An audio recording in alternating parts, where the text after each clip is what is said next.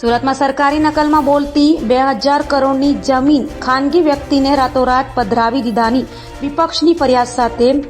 એસઆઈટીની રચના કરવા તુષાર ચૌધરીએ માંગ કરી છે. સુરતના ડુમ્મસ વિસ્તારની સરકારી જમીન કલેક્ટર દ્વારા ખોટી રીતે આદેશ કરવાની ગણોત્યાના નામે ચડાવી દેવાના આક્ષેપો વિપક્ષ દ્વારા કરવામાં આવ્યા છે, જેને લઈને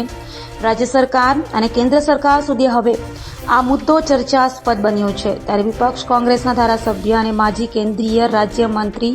તુષાર ચૌધરીએ મુખ્યમંત્રીને પત્ર લખી 2000 કરોડની જમીનનું કૌભાંડ આચરાયું હોય જે અંગે એસઆઈટીની રચના કરી જવાબદારો સામે પગલાં લેવા માંગ કરાઈ છે. સુરત શહેરના ડુમ્મસ ગામમાં આશરે 2,17,000 ચોરસ મીટર જેટલી શ્રી સરકાર જમીન એટલે કે સરકારી જમીન જે 1948-49થી સરકારના નામે બોલતી હતી, એ જમીનમાં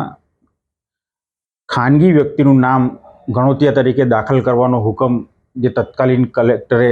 2024માં આપ્યો છે, એમાં ખૂબ મોટું કૌભાંડ થયું હોવાની આશંકા છે. કારણ કે સરકારી જમીન ક્યારેય એમાં ગણોતિયાનું નામ દાખલ નહીં થઈ શકે અને 2015માં પણ આ જ પ્રકારની માગણી કરવામાં આવી હતી, ત્યારે તત્કાલીન કલેક્ટરે એને નામંજૂર કરી હતી. તો કયા કારણસર આ કલેક્ટરે અને ગણોતિયાનું નામ દાખલ કરવાનો હુકમ કર્યો એ તપાસનો વિષય બને છે. અને આમાં મોટું રાજકીય માથું અને ભૂમાફિયાઓનો પણ સમાવેશ હોય ને એના બધાના મેળાપી પણ આમાં જો આ કૌભાંડ થયું હોય ત્યારે કલેક્ટરશ્રીની જવાબદારી બને છે કે સરકારી માલ મિલકતની રક્ષા કરવી. ત્યારે કલેક્ટર દ્વારા જ જ્યારે આવી છડેચોક નિયમોની અવગણના કરીને ખાનગી વ્યક્તિને પધરાવી દેવાનું કૌભાંડ થયું હોય તો અમે કલેક્ટર સામે તપાસની માગણી કરીએ છીએ અને મહેસૂલ વિભાગમાં અને મુખ્યમંત્રીશ્રીને અને તકેદારી આયોગને પણ અમે જાહેર હિતમાં ફરિયાદ